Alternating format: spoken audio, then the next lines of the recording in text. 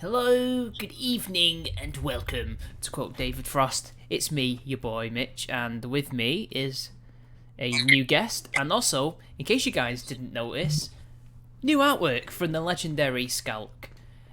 He's available for commissions. I will actually have to put his Twitter account in the description before I forget. But he's on Twitter. It's SKAALK. There, yeah. I will put the Twitter account in the description after the stream is up, or when I've got time. And with me, well, as you can probably tell, is our guest, Tyler Hummel. How are you? I'm doing good. I'm kind of losing you a little bit, but I hope that this doesn't drop at all. But yeah, I'm doing good. That's good. You might have to check your internet occasionally, though. And with me is my co-hosts, Chicago Liberal. How you doing? Oh, I'm doing good. How about you? Not too bad. Are you escaping the Boogaloo? For now. And, We'll see how long that lasts. And then, obviously, it's Alcazar. Yeah, I might chase a protest after this. See what Mate, goes down. You are crazy because literally the day before today, the day before yesterday. I can't remember when it was. You were saying you were scared, and now all of a sudden you're like, "Oh yeah, I'm gonna go watch the protest." Why the change of heart? Hello, Centrists. Alcazar, did you get that? Main reason is I don't want to come out of this being like, oh, I have no you just stories completely other cut than out watching Alcazar. TV. Nobody heard you. Oh no. Well, basically, I want to go observe, because I don't want to come out of this timeline or era and be like, oh, I didn't see anything. At least when I have one story. You could. Although I do have a story. You could get a drone. We probably don't have a drone, but you could get a drone and do it for you.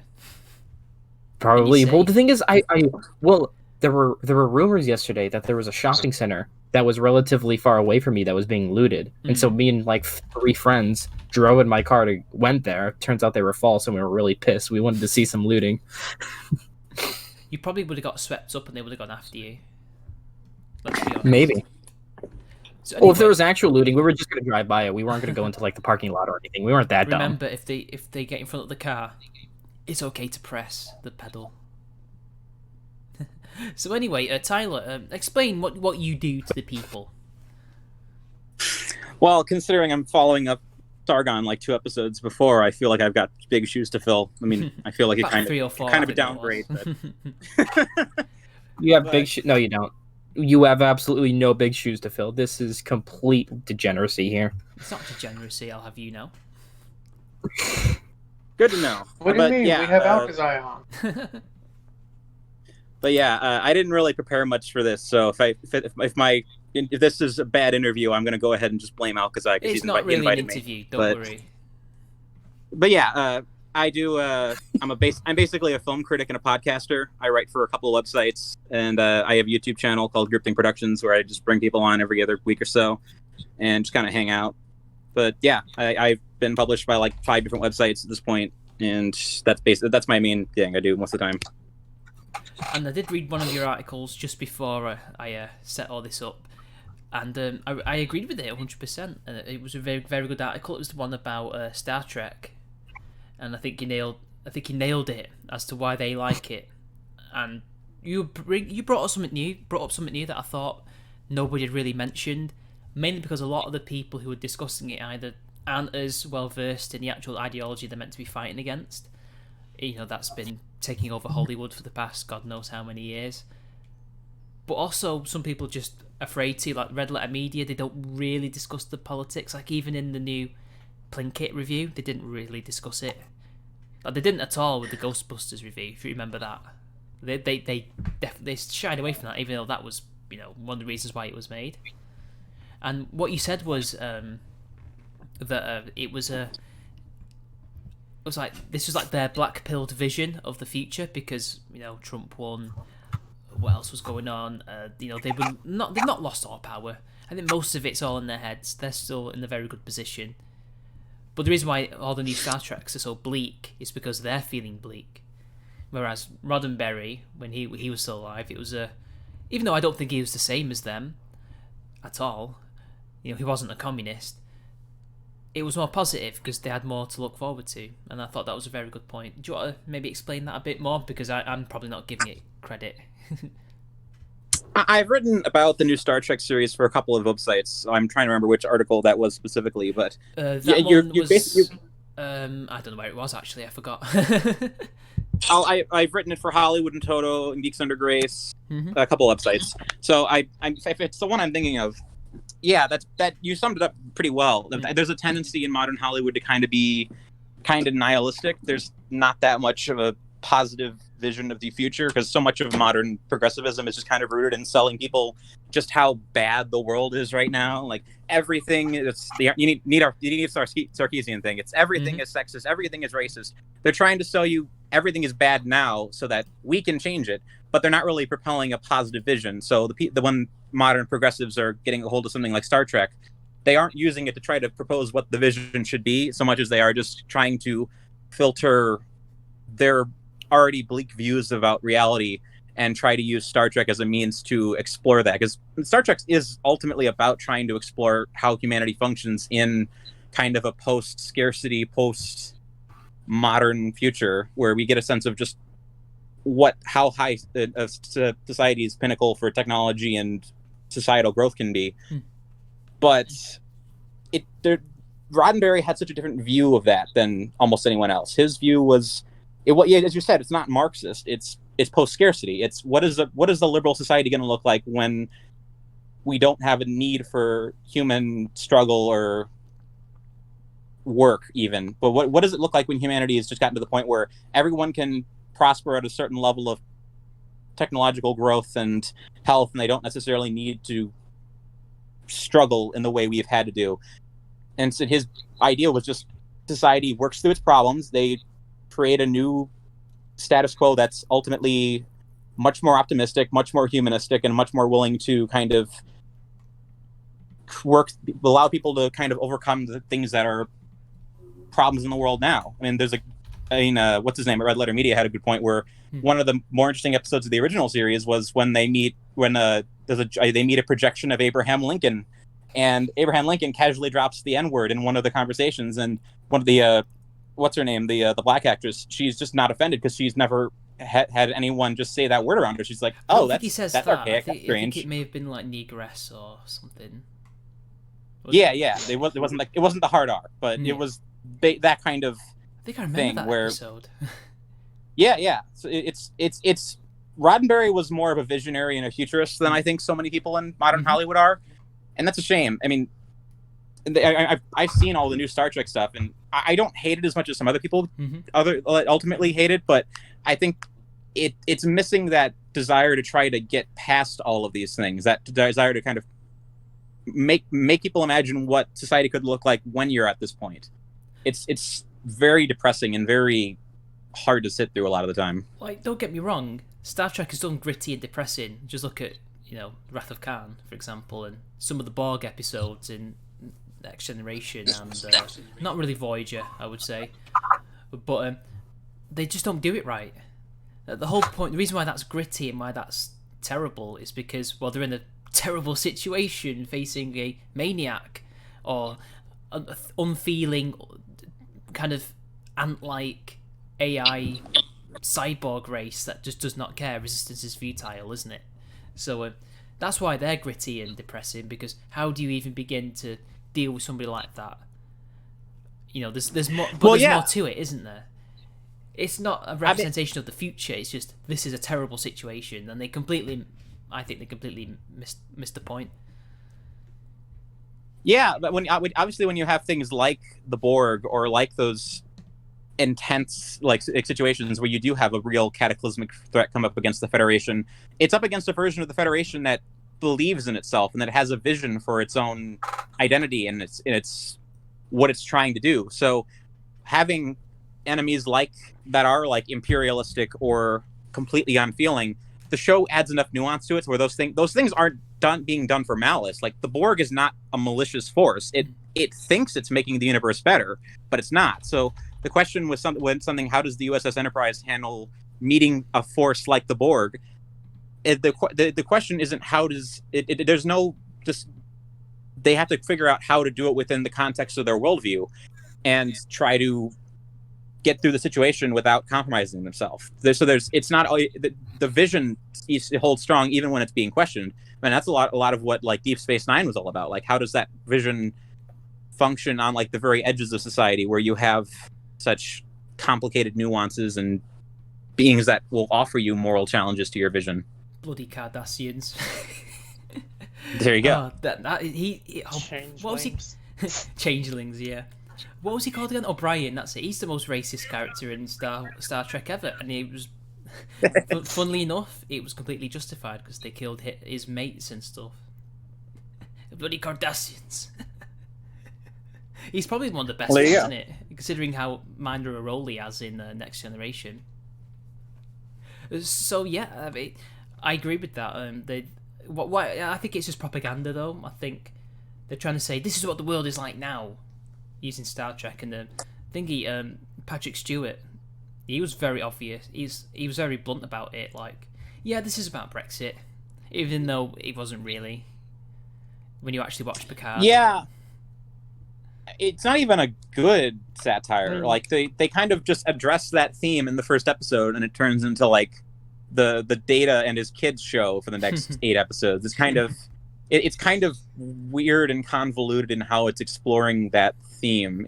I don't know why they structured it the way they did. But it kind of pays off in the finale, but not really.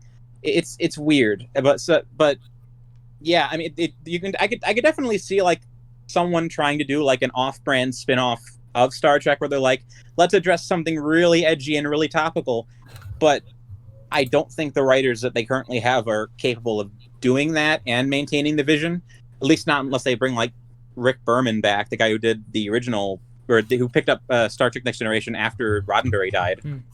Oh, he's not coming back, is he? I don't think they'll let him. He thinks differently. I don't know what they're. Well, for logistical reasons, I doubt they would, just because at the moment, Star Trek is kind of a cash cow for CBS and the Alex Kurtzman's production company. So I doubt they would want to bring some of the original people back unless someone at CBS kind of grows balls and they just say, yeah, we're going to go ahead and just like kick out the people that made 4 seasons of iffy Trek and then just completely reboot it with a new crew and new production people that actually kind of understand it a little bit better. But as long as it's making money, I doubt they're going to do that for a while. Yeah, there's going to be a second season. I don't know where they go from there. And there's going to be a Captain Pike series. We need a series on Captain Pike, yeah. I think of all their ideas, the Captain Pike one is probably the most conceptually interesting because the way they treated him in Star Trek Discovery was like, they kind of treated him like he was the only character who was actually from the original series. So everyone's like, yeah, you're the best of us. You actually maintain your morals in the face of all these things. So if it's handled by smart people, that could probably be one of the better ideas. But being handled by Kurtzman and Akiva and all the current producers, I don't think it's going to hold up. It's probably going to be convoluted as heck. I mean, there's just nobody with talent anymore in Hollywood, is there? I mean, there's the old guard. So you've got your Spielberg, you've got Scorsese, Tarantino, all those types. But the new guard, or at least some of them, they've either lost their talent because they've embraced politics, or they just don't have any at all. I mean, I'm kind of a believer in Spurgeon. I think it's Sturgeon's rule that 90% of everything is crap and 90% of everything has always been crap. So the fact that there are there's bad stuff now, but there's also bad stuff during the golden days, and we think about all the stuff we like. There was bad stuff in the 80s. There's bad stuff in the 70s. So I think the problem is less that there's a lack of talent. I think it's just more that Hollywood is shrinking, so the bad stuff is just more present in everyone's mind. Like nowadays, if a Marvel movie or if a Pirates of the Caribbean movie is bad, it's dominating more of the air and it's sucking up all the air and as opposed to letting something better be the thing that's on your mind. So there's less blockbusters. The blockbusters are cheaper. And I think that there are a lot of interesting directors now, but they're all like working on the indie scene and they're doing mid to low budget movies that no one sees. So like if you look at all my top 10 lists, you'll see a lot of like mid to low budget stuff. Then obviously the old guard like Scorsese and Tarantino. Those guys are still doing good, but a lot of stuff is just kind of it's really falling away from the public eye. Yeah, or it's more foreign films, but that's been the case for about 20 years. So, like, the Koreans are in the ascendancy now. Although, to be fair, they've been making very good films for like 20 odd years since censorship was reduced in that country. I know. Ice Cream Man. Yeah, that's the Ice Cream Man. Yeah. He's been gone for pretty much the whole lockdown, but now he's returned. This is a running theme. For some reason, he's like 10 minutes later now than he used to be. I don't know if his clock is not working.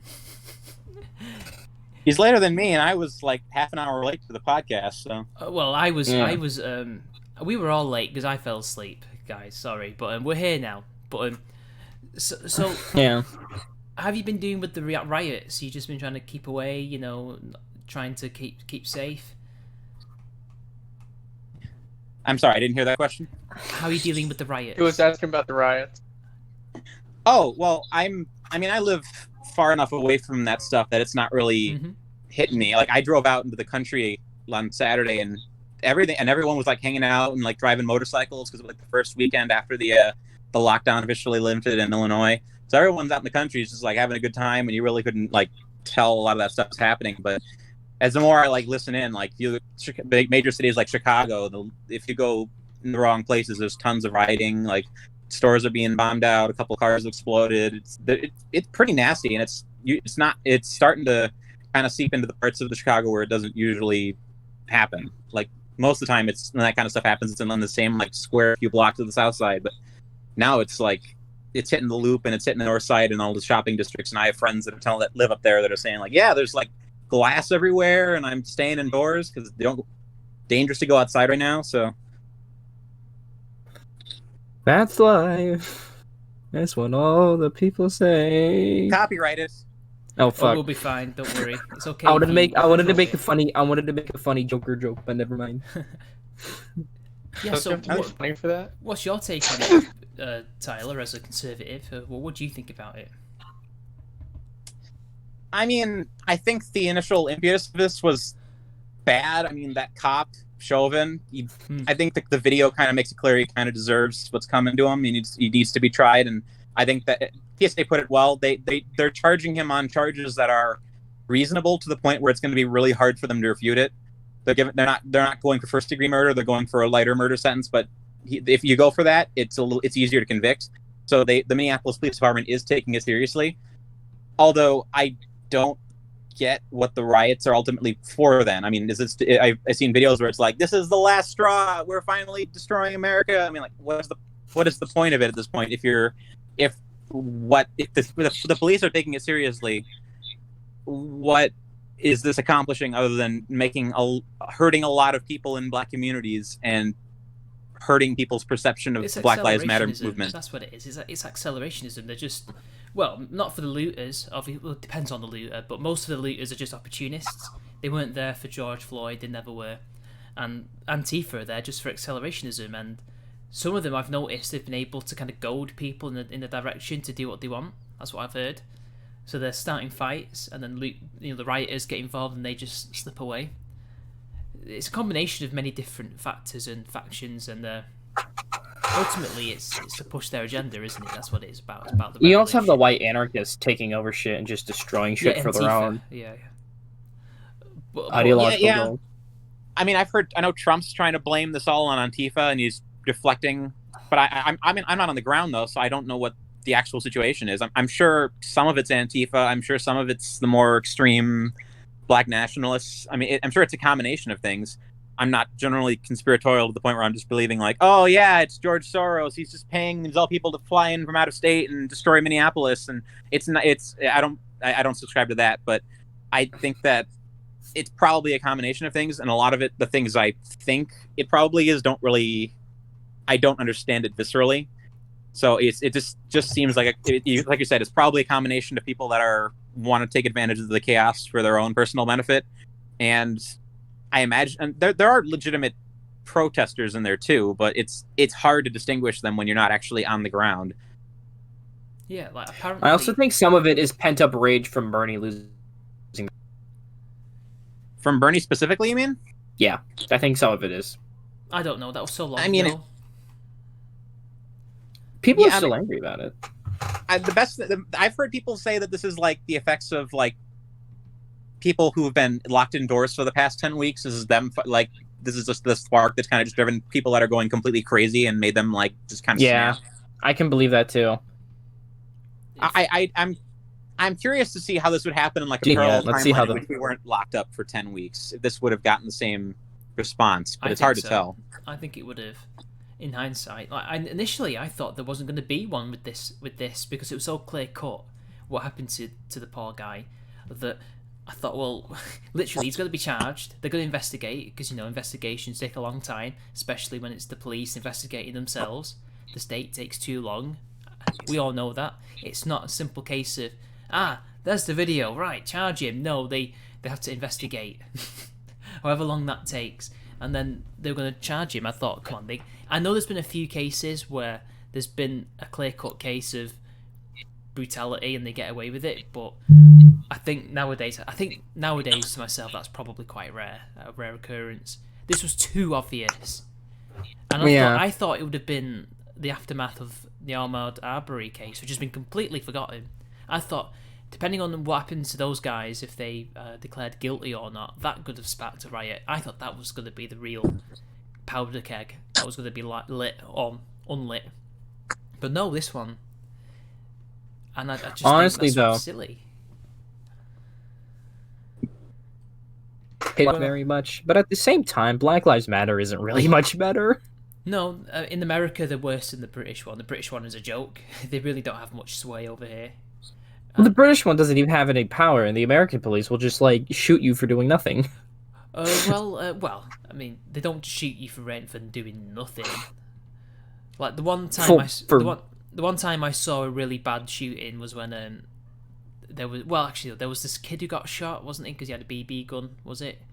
That was pretty bad. But there was one where a guy got shot in the back, but he was running away. But again, that's like, you can't do that. He's running away. You just catch him, tase him if you have to shoot him. But anyway, we've got a super chat. Hey guys, just to support, this is Miles Kinslow. Here in Chicago, someone stole a police horse and started riding it. I saw that. I heard about that. How did he know how to ride a horse? Might have been an avid equestrian enthusiast. In what way? I don't know. He liked to ride horses. He was a horse girl trapped in a man's body. He liked to ride them. Where are you gonna hide a horse in the city?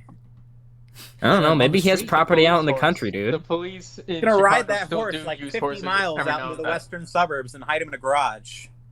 I wonder if he had Old Town Road in his head as he was riding it. Riding down Old Town Road, isn't it? I think he's going to be guilty, though. Obviously, I mean, but apparently the autopsy came out. A horse too short till I can't. Until the police shoot me. So, Chicago, right? The autopsy came out, didn't it? And apparently, it wasn't asphyxiation that killed him. Chicago. Damn. All right. Didn't you say I that? heard you. I thought that you said that. No, I didn't say that. Was it Alcazar? You said it. Oh. No, it was me. It was a private autopsy. Hold on, I'm pulling up the New York Times. Right. Wait, hold on. No, these are the live. Hold on, my internet. So basically, what they found out was he had underlying health problems, and I actually already heard about that before. Yeah. Here. Independent autopsy finds George Floyd's death a homicide due to asphyxiation from sustained pressure. Oh right, I thought it was something else we were talking about before we went on air. That it's more. I was talking about Eric Gardner. Oh. And how he had a heart attack induced when he was being restrained. Oh right, but Floyd was definitely asphyxiated. Yeah. Okay, right. I mustn't have been listening properly then. But yeah, it's just. How did none of those cops tell him to stop? Why didn't they tell him to stop? I don't understand that. He would still be alive. Like he was literally saying, "I can't breathe." Can't one of them go, "Hey, mate, get off him"? Like, why would they? Just... Police tend to cover each other for the sake of like unity or some gay shit like that. That's ridiculous. That's like when group mentality is at a detriment. Are they that? Well, yeah, the cops. So they are that stupid. Yeah. What am I saying? Yeah, it's the police, Mitch. It's the American police. They Well, it's really the police suck. in general. Look at the British police; they're absolutely, completely retarded. But anyway, so go on, what are we going to say, Alcazar? Sorry. I mean, nothing. That's it. I mean, fuck the police. Yeah, well, fuck those particular police officers. Coming straight from the underground. Problem is, though, a lot of these people are saying fuck the police, but when they get burgled or they get assaulted, who are they going to call?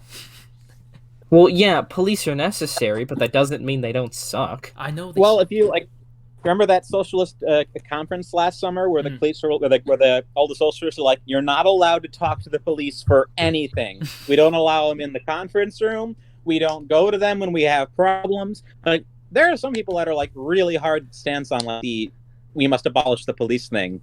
It's never going to happen, but there are people. Oh my god. The abolishing the police is retarded on so many levels, because the thing is, when you you cut out then. abolish them to be the You just police, cut out. but they're not going to call it the police to Alcazar, make themselves feel good about it. Alcazar, you cut out. Okay, sorry. Basically, anybody who's gonna abolish the police, they're just gonna replace it with a system that's literally just the police, but they're not gonna call it the police to make themselves feel good. It's partly that, yeah. But what I find interesting that some people said was that this whole situation has basically won the Republican Party, or at least pro-gun rights people, the argument in regards to the Second Amendment.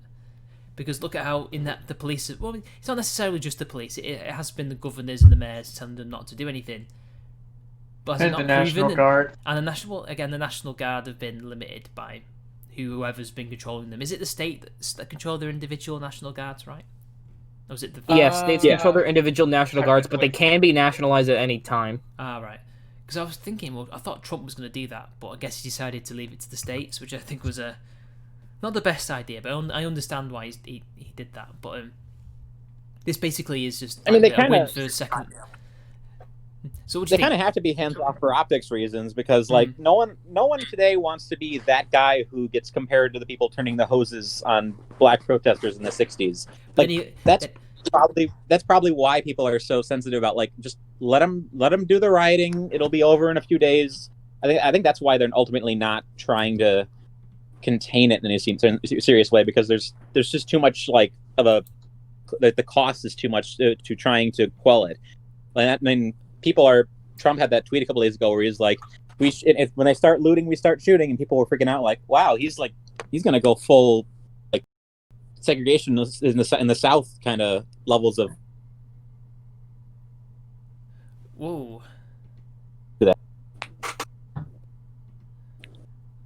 Whoa, my internet just went off then.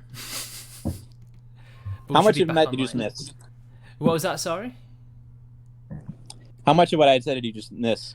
I don't know. It should be. I think people got the gist of it. We're back online though. It was only for a split second. That's not happened for a while. Okay, cool. I thought I knocked it for a second. I have a dongle, you see, which is a pretty good one. But it's alright, guys. We're fine. We're back. You don't need to F in the chat for a while. But this is a win for the Second Amendment activists, because, well, you keep telling us Democrats that just call the police. You don't need a gun. You don't need a knife or anything like that. Just call the police. They'll protect you. Well, it turns out they don't always protect you. And when you've got nothing to defend your property with, you're basically powerless. But there's been how many videos of people with, guns firing a warning shot and people just scatter? Like, that's basically won the argument. Do you think this is going to help Trump, though? Do you think he might get re-elected? Do you think some of the people... Oh, of course. Do you think some of the people, bear in mind, a lot of these communities are African-American communities. Do you think they're going to be thinking, well, look, the people who I vote for tell me that I don't need a gun. Yeah, here's my business in ruins. If I had one, maybe it wouldn't be. Yeah, I know Trump is really soft for Republican on gun rights, but the main people defending... It really depends on what happens in the next few months. Like, if this keeps happening, I don't know which voters this is ultimately going to activate when it comes to 6 months down the line. Like, if the economy bumps up from coronavirus, if if this is like 5-month-old news by the time we get to election, then this isn't ultimately going to affect much.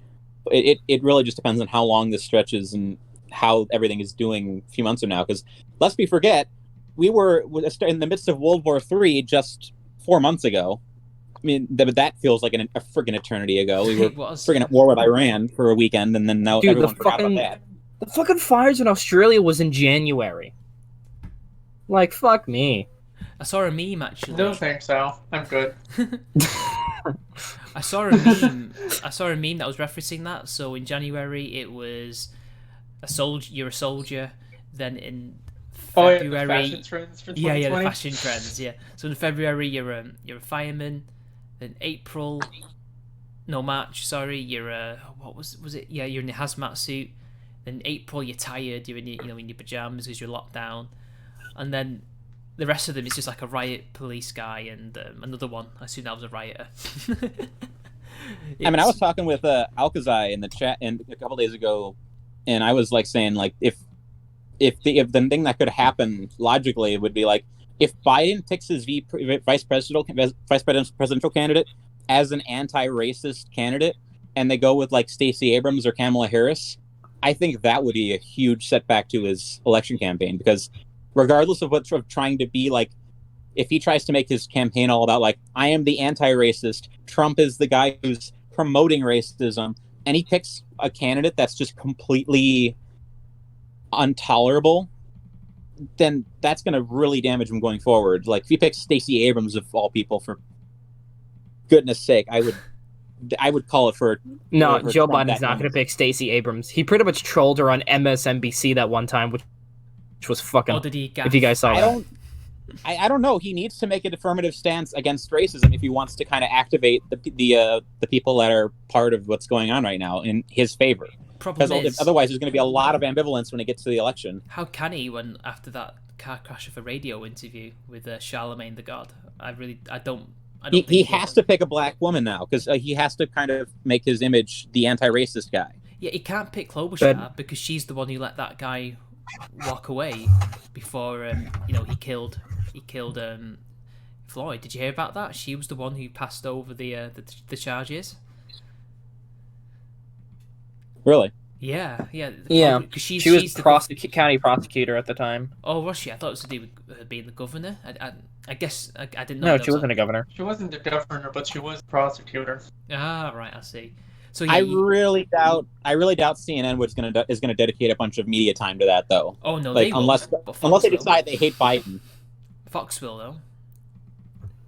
Well, yeah, but that Fox is only going to cover it. If Fox is primarily its viewer base is primarily people that are already going to vote for Trump. True. Yeah. It's different than like a mainstream network that's considered like one of the non-biased networks. Like normies will watch CNN and think it's a reliable source, and if they don't cover Klobuchar, then no one's the massive normies isn't going to hear about it. The thing is, a lot of them are on Twitter, and if that gets spread around by a lot of the meme lords who are like Trump's bloody mimetic warfare unit from 4chan, they'll discover that, and then they'll be like, oh, can I really vote for the VP that let that man go, and who later on would kill George Floyd? Because the VP can actually in many ways make or break a candidate, like McCain, for example. He would have been fine if he didn't have Palin. I could see Russia from my house. I mean, yes, you can. We get it. You're from Alaska, but I'm stupid. I still don't know the context behind that. Why did she say that? I think that one quote was actually technically a misquote. Like I'm aware that was just Tina Fey on SNL. Oh, so she never actually said that. It's like kind of like how Captain Kirk never said "Beam me up, Scotty." Yeah, it's one of those things that's just too good to check. Oh, I'm really disappointed in that now. I've had her ruined. I did hear from some people back in the day that she actually wasn't that stupid, but I don't know. She had a few gaffes. Gee, the media lies to you? I'm surprised. Well, not the media. I'm shocked. I'm sure she's not the smart, but then again, she became a governor. She can't be that stupid. Then again, there's been plenty of stupid people like Julian Castro and Beto O'Rourke. I heard something funny about him. 6X and Hammer said that he's basically had a midlife crisis. That's probably why he tried to run for president. It was his midlife crisis run. Well, Beto's currently going to dedicate the rest of his life to eating dirt and growing out a beard, so he's got his priorities in order. Yeah, he looks like a hobo. What's going on? The whole point of your charm is that you look like a boy. You got the boyish good looks. You don't want to look like a hobo, do you, Beto? Also, what kind of name is that?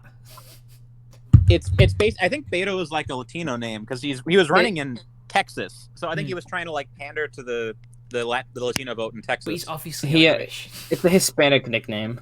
But he's obviously not Hispanic. He's clearly Irish. Yeah, I know. You're I know. He's Catholic, so close enough. Yeah, and from El Paso. I mean, who knows? Maybe he is he's genuinely. 124th Latino, probably. Who knows? Maybe he has a lot of mates who are Latino, and that's what they name him, which is fair enough. I'm pretty sure. Well, yeah, he grew up in El Paso. He has to. Yeah. What does it mean, Beta? No, it's. I need to know I forget what it's a name. It's a name for Roberto. Oh, so it's called Robert. Really, all it is. Yeah, his name is Robert Francis O'Rourke. O'Rourke. Oh right. Yeah. Robert Francis. Robert Francis. Ew, Robert. We don't like that name. We're gonna call you Beto. You mean? Could have been worse. Could have been Richard. Fucking stab you Richard's home. alright. Could have been Dick. Just call yourself Richie. My name is Richard Head. My friends call me. You've seen a large audience of people chanting "Dick, Dick, Dick, Dick." They'd actually get elected doing that, I reckon. Well, Richard Nixon's that was his abbreviated name, but I don't. That's I was gonna say, did it have the same? Did it have the same context back in the 1970s? I don't know. That's a meme. He's a meme on this server, by the way, on this podcast. He's one of many. Okay. Yeah. So we've got like It's like one of the many weird emojis we have. Yes. We have several different ones of Richard Nixon. Is he the golden head? Yes. That is why it is the golden award. I still don't understand why we have him, but I mean, I guess it's the Watergate. Neither meme. do I. It works though. Tricky Dicky. Yeah. They called him that because he was Good Tricky Dick. They called him that because he was a little manipulator, wasn't he? Right? Yeah. Yeah, I think was that before or after Watergate though? Because he had a very specific reputation in political life in America before Watergate, like before it became clear that he was like a paranoid loon. I think the other lads were more qualified to answer that than me.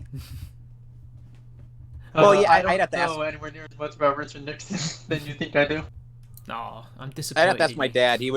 My dad grew up under Nixon, so he'd probably be able to answer that. But I mean, Nixon had a different reputation before everything went down. So I'm curious as to if that nickname came before or after Watergate. So I was wondering though. He was running against Kennedy, wasn't he, in 1960? Yes, in 1960, and then I think he won either 68 or 72. 68, yeah. That's I don't know which. Yeah, 68. Yeah, because Kennedy got he got oofed basically. Yeeted. He got yeeted. So then LBJ, he was a literal racist. Not Kennedy, but LBJ was a legitimate racist.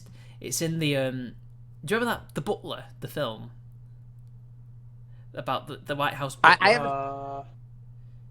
Yeah, I know the film. I don't think I've seen that one though. It was good. It's Oscar bait, but it was really good. Anytime Oprah's in a film and it's not The Color Purple, I'm just like, this is probably something. I mean, I didn't know she was an cool. actress, to be honest. I thought she was just a host. She's a pretty good actress, actually.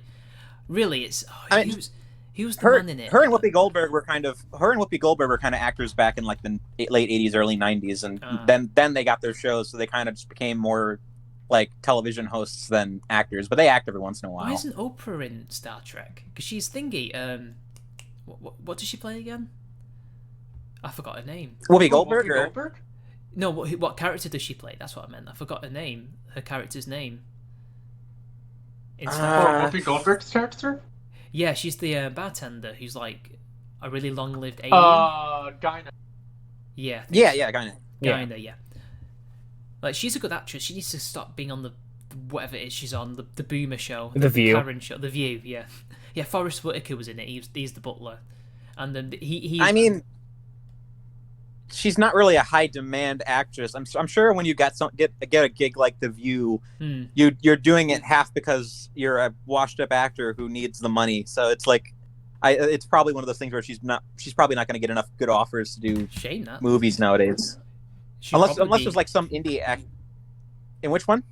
I think. I thought she could have been in some good sci-fi films. She seems like she could be like the sage. I would have had her in Star Wars over Lupita Nyong'o.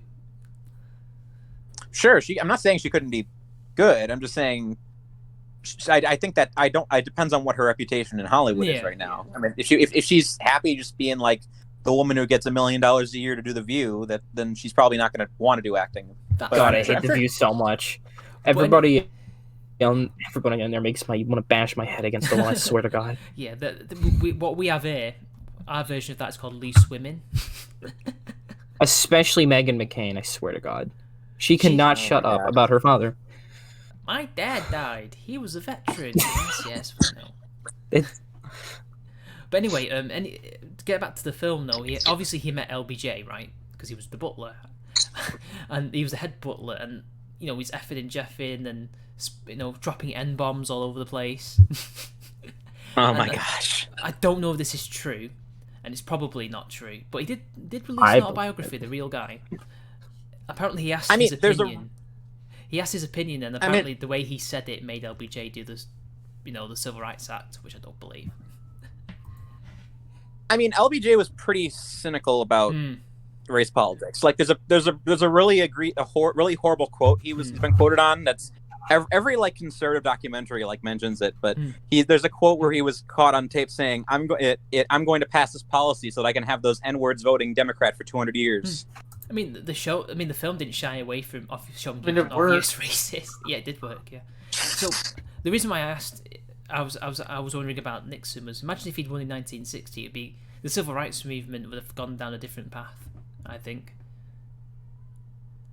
Like, I mean, there would have been some kind of act, obviously, but whether or not it would have been the new society, the big society thing, I don't think it would have been. The Great Society? Yeah, that's it. Yeah.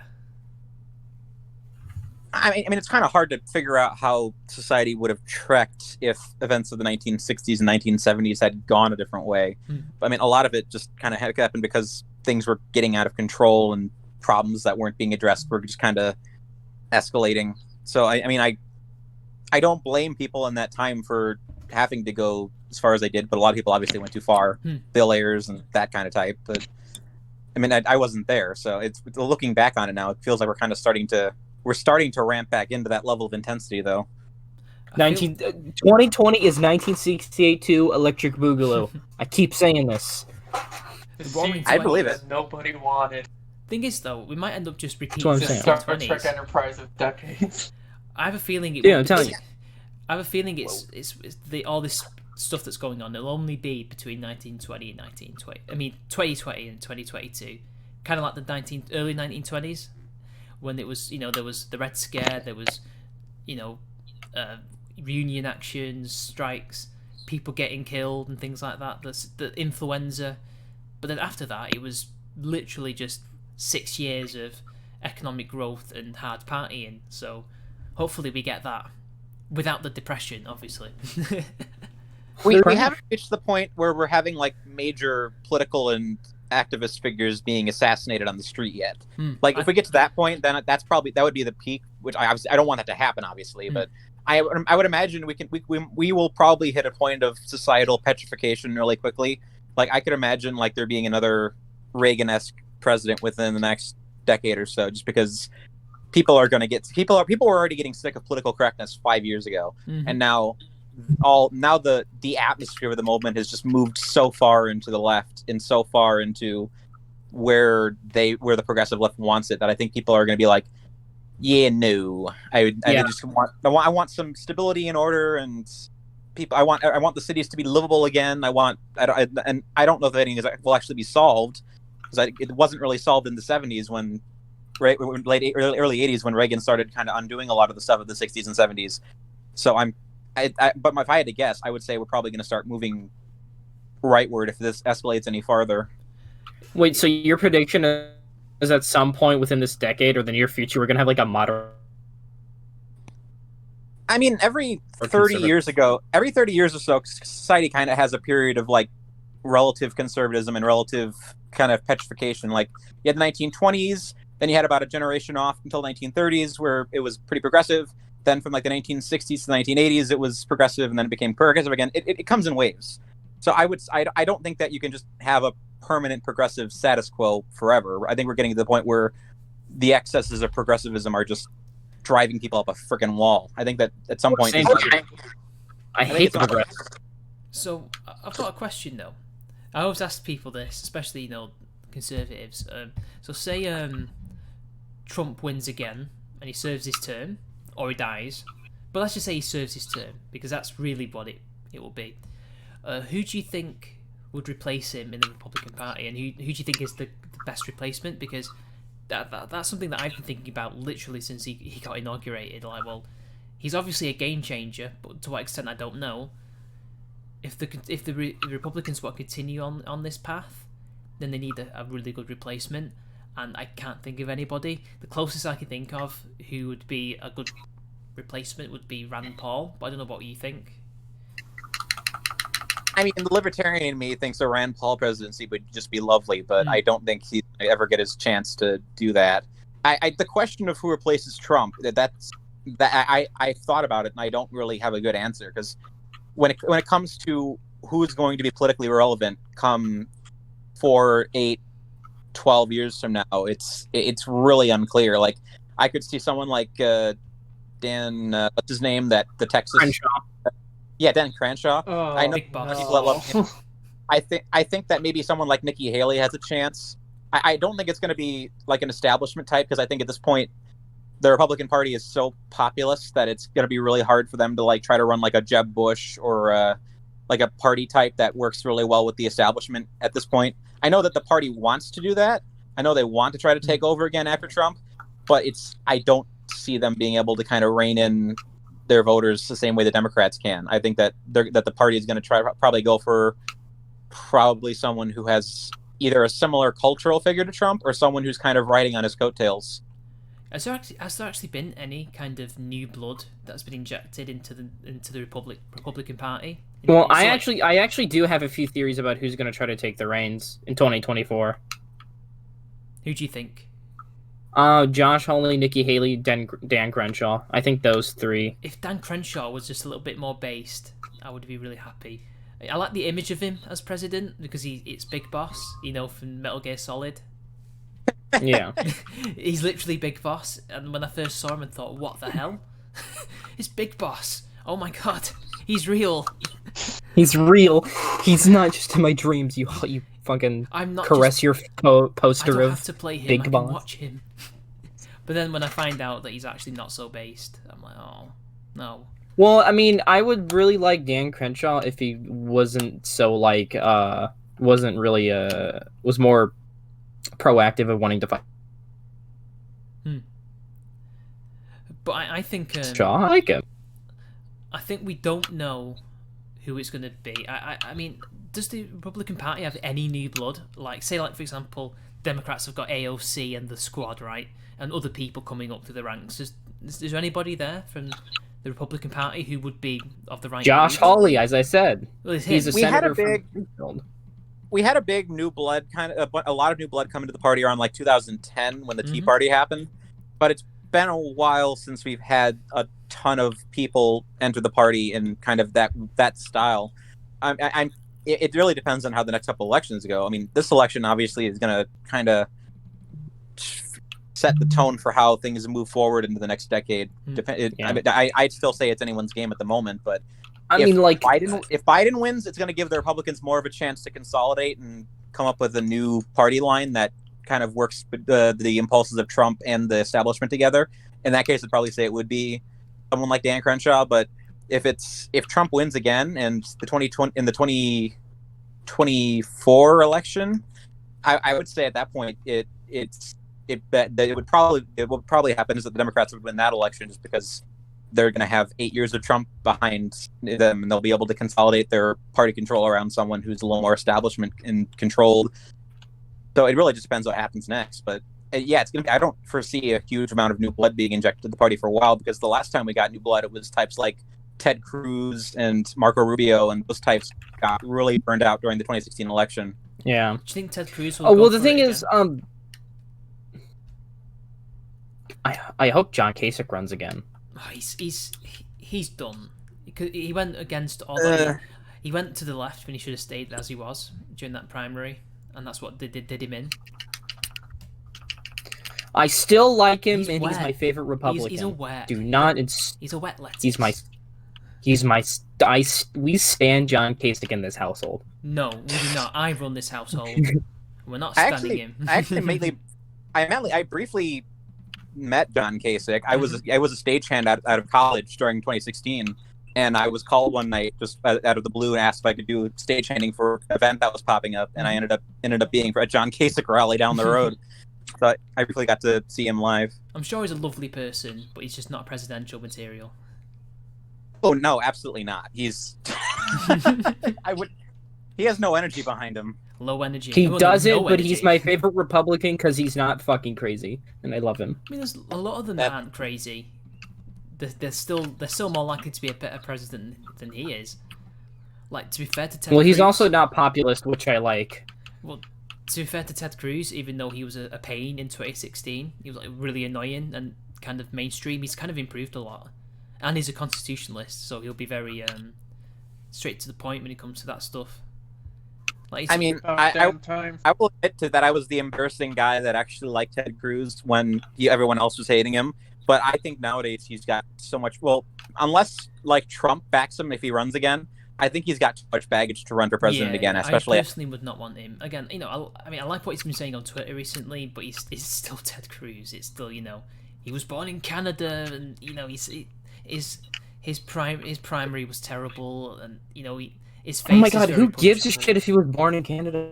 I'm joking, but you know, that's what people think. Don't well, they? technically, there's actually some precedent to that. So apparently, when the Constitution was written, the rule initially was that you could only have naturalized citizens, meaning you could only have a person who had both parents who were American and had been born in America. So under the original rules of the Constitution, Cruz would not technically qualify, but that rule has been basically thrown out at this point. If you have a foreign-born mother, or if you technically weren't born on American soil, as long as you are a citizen, you can run now. But going by the original rules, Cruz technically isn't.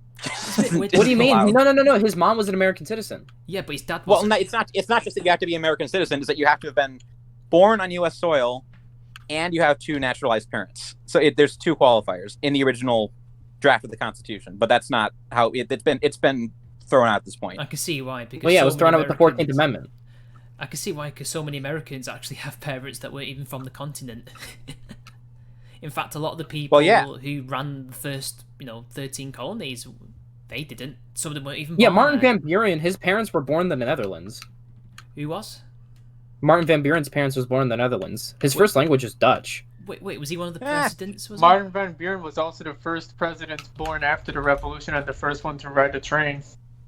Based. That's basically all he did. He just rode the He train. did nothing else. I'm just remembering the "We Are the Mediocre Presidents" song from The Simpsons, where they just list all the presidents that no one gives a crap about. Wait, Dutch was his first language? Really? Yes. Yeah. Wow. Crazy that.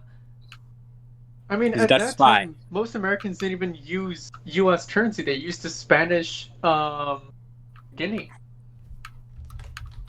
I want to just find a newspaper from the 1800s now that talks about Dutch collusion. the Dutch are bringing their Indonesian spices. He's got connections to the Dutch East India Company. He's gonna sell New York again, and it's gonna be New Amsterdam. He's gonna sell New York to the Dutch guys. It's real, guys. Imagine he had a gaff. He's gonna sell 18th century Alex Jones. I can imagine he had a gaff when he was in New York. Infowars.com. Hello, New Amsterdam. I mean, New York. Hey. New Amsterdam. Oh, and it would be something New Amsterdam or whatever Amsterdam. Dutch people say. Amsterdam. There are Amsterdam. only two types of people I hate in this world: people who are intolerant of other people's cultures. And the Dutch. Dutch. Where's that from? So Austin Austin Powers. Powers. It's Michael Caine. He says that. Oh, okay. No, there's a Days. there's a fucking thing in GTA 5. If you're watching the TV, there are shows that come on, and like the intro of it is like this guy just being really racist, and he's like, "Oh, we hate all non-Americans, especially the Dutch. Fuck the Dutch." In my America, we don't allow the Irish into our stores. So Society has moved past the need for the Netherlands. It's funny because I've been reading. In my version of America, we do not allow any Germans at all. That's my Hey! idea. Except for you. What? I'm at least a quarter German, so Hey, so am I. not allowed at your store. Well, do you identify? Do you actively identify with your German heritage? Because if you do, you're getting the boot. I'm a mutt. I mean, I got friggin' ancestors from everywhere. I'm at least 1/16 Native American too, so my foot's probably not allowed in some places. Well, you're more Indian than Elizabeth Warren. Yeah, I've used that line before.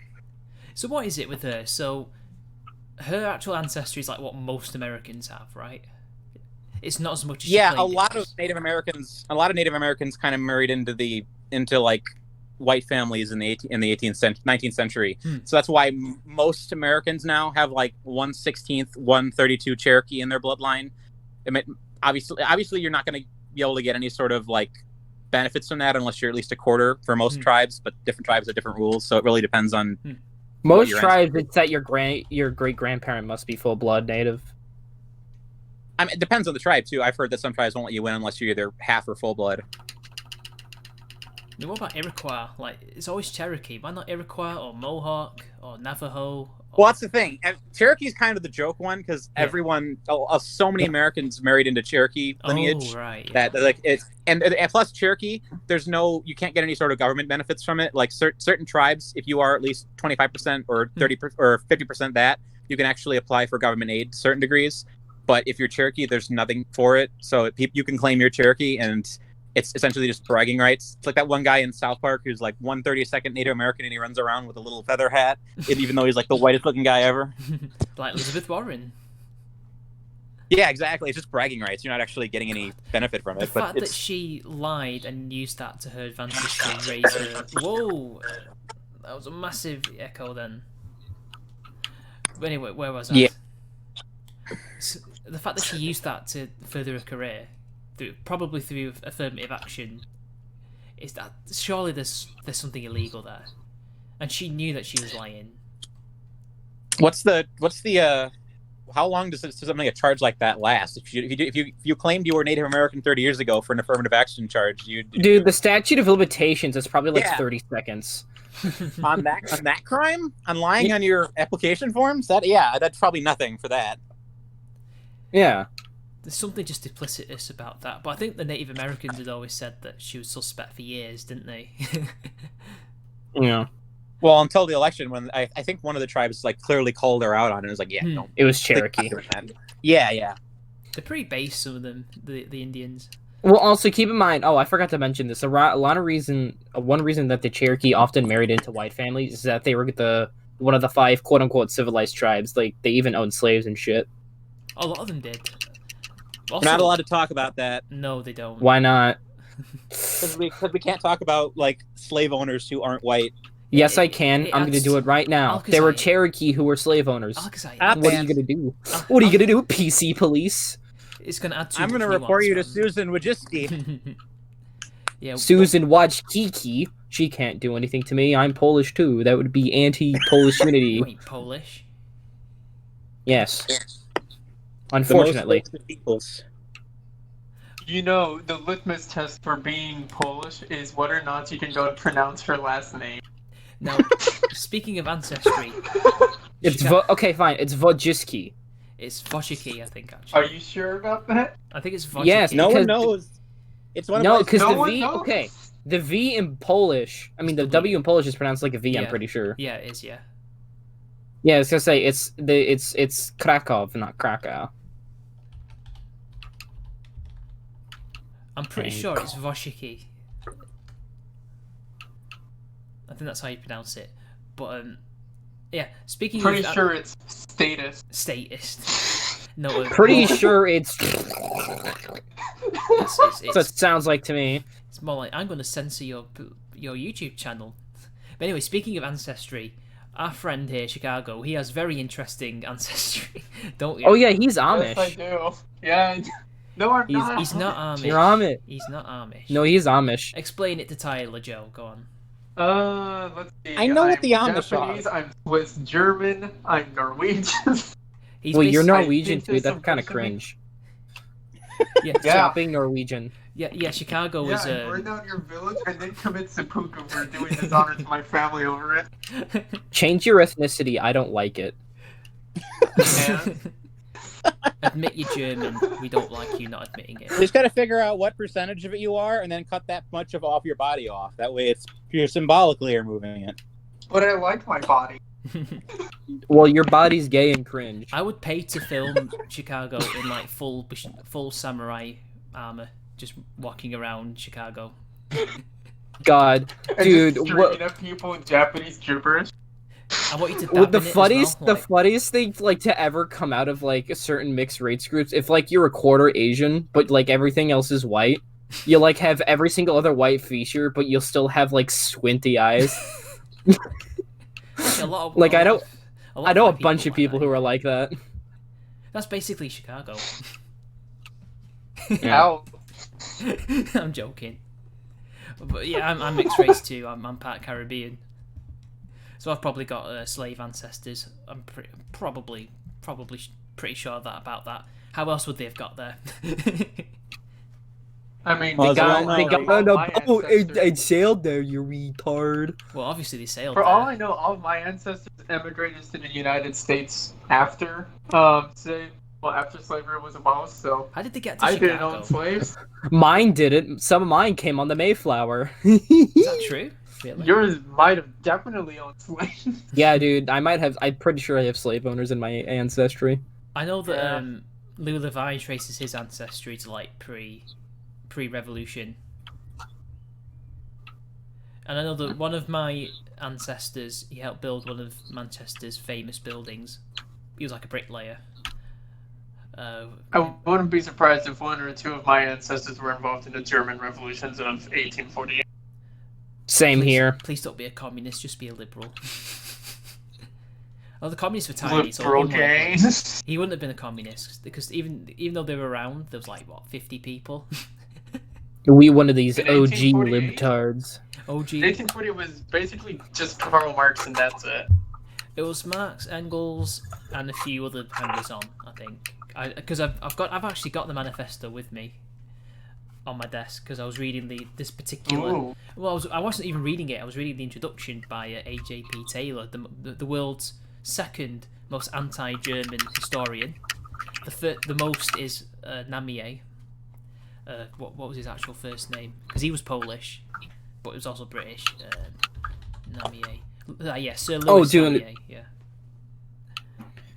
And Pretty he's sure saying- my German ancestors were also in the 1848 revolutions, but I'm not.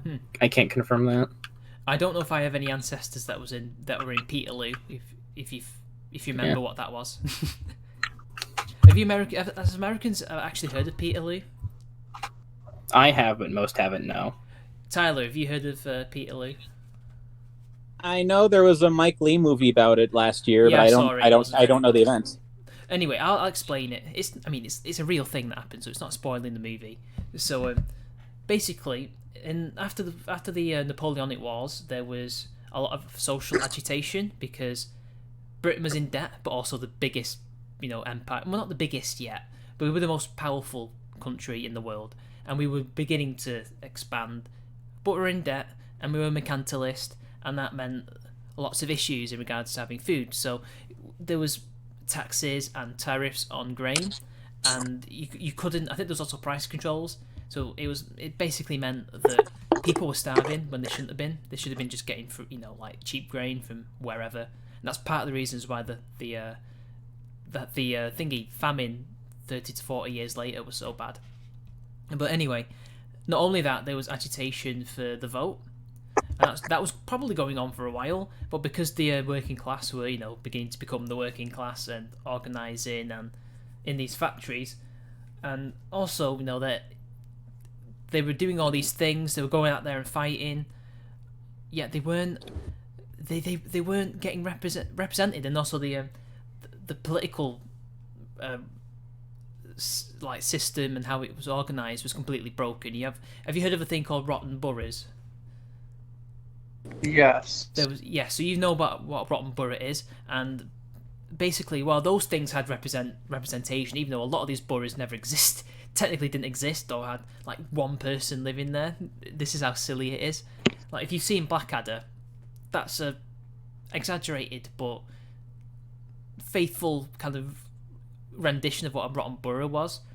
Places like my city, Manchester, which is where Peterloo was, loads of other cities didn't have an MP. We weren't represented, so we didn't have any say in Parliament. Even our own property, owners didn't.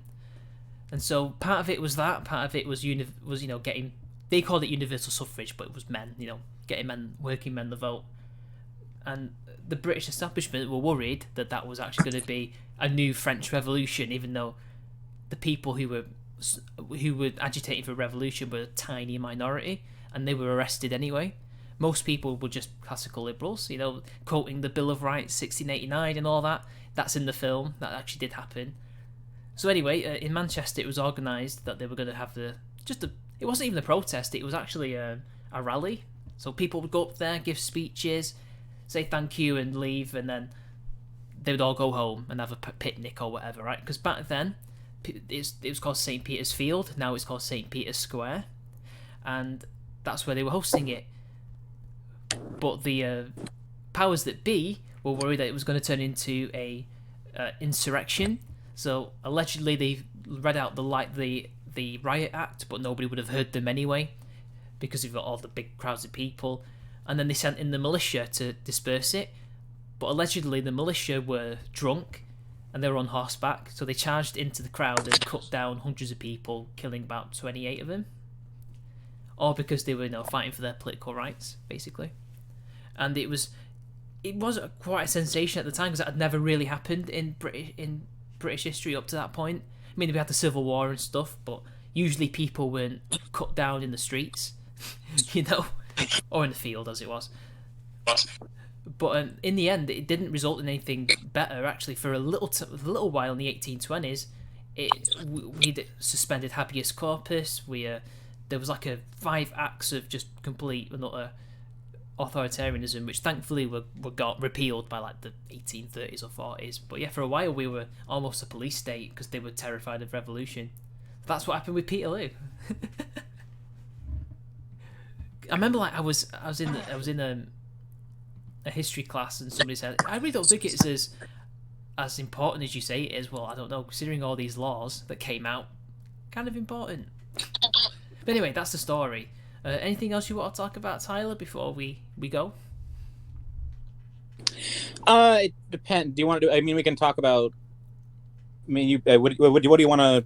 I didn't know if there's anything you want to pick my brain on specifically, but we talked about Star Trek earlier. But in terms of, what do you think about the state of maybe not journalism as a whole, but do you do gaming as well? Or is it primarily film?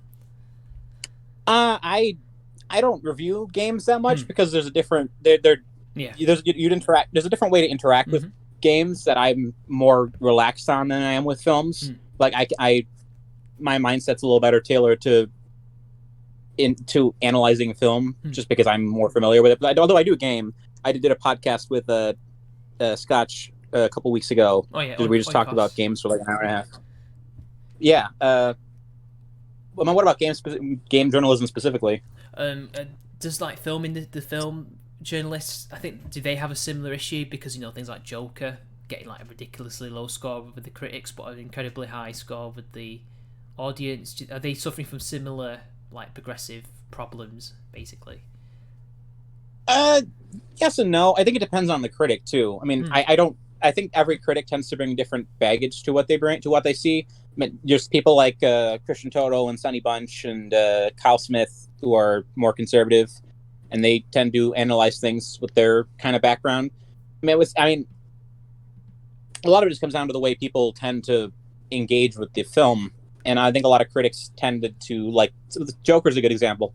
I think a lot of film critics who are more familiar with the background of the film industry just kind of thought it was kind of shallow when compared to some of the films it was borrowing imagery from. Like if you've seen Taxi Driver or King of Comedy, you look at Joker and you're like, it's got a good performance, but it's kind of a it's kind of a repeat. Although there definitely are like the white male rage types who are like, oh, this movie it only exists to make people who have white male rage feel validated, and like that's friggin' stupid. I mean, but it really depends on who it is and what they're saying and what their background is. Like when Film Crit Hulk or Movie Bob go after Joker, I'm like, yeah, I friggin' know why you guys are not liking this movie. But if some just middle-aged boomer gives it isn't that political, doesn't like it, it's different than that, because I think it really depends on who the individual is. And I remember when I wrote a review on it for Legal Insurrection, and I basically echoed the sentiment that it was kind of borrowing too much of its symbolism from prior movies, but I did like it. Go ahead. Breaking news, apparently. There's a new Ebola outbreak in the Congo. Ebola. I just thought I would let you know of the year that keeps on giving. Ugandan nipples will return triumphantly in 2020. You heard it here. But anyway, I think you made a good. I think that's a pretty good point about the film industry. But unfortunately, I can't really expand on it because we've got to get going now. Because this is a short podcast, you see. Unfortunately, but thank you, Tyler, for taking the time to come on. Sorry about the whole kerfuffle, but it was really fun having you on. Well, you're welcome. Sure, I wouldn't mind. I wouldn't mind expanding on these ideas a little further if we wanted to prepare for them and do something in the future. Yeah. I've got to get going, but we can have a little bit if you want. So now, if you gotta go, we can just do this another time. Yeah, we can do this another time. Trust me. Sorry, I just that we have gone over time a bit. But I think you explained it so well that I probably couldn't add much to it anyway. So anyway, we used to have a final words. So Chicago. Final words. I'm hungry. Why didn't you eat? We had loads of time. Yeah, I know, but I don't know. I'm more for some more filling than just a bowl of ramen. Ramen. I was just eating antacid cookies the entire time like an elderly woman, so. Karen. Karen. Chicago, my secret identity has been revealed. Little baby doesn't want to take a vaccine. Little baby Karen doesn't want to take a vaccine. Alkazai, last words. She wants to Fuck the police. Vaccines. Thank you, Akazai, for those revolutionary words. And Tyler, final words. I'm gonna just plug myself since I have the mic. Follow me on Twitter at Antisocial Critic without the C at the end, and follow my YouTube channel, Groupthink Productions. Thank you so much for having me on. I appreciate it. Oh, you're welcome. I will add your Twitter account to the description, and I'll also add Skalks, the artist who did this wonderful artwork. I will be showing the other ones in future episodes as well, so everybody knows what they look like. He gave me three. Well, one I asked for one other thing, but he gave me another variation of it as well, and I was like, "Ah, you're so cool." But anyway, my final words are, "Don't riot." See you later, guys.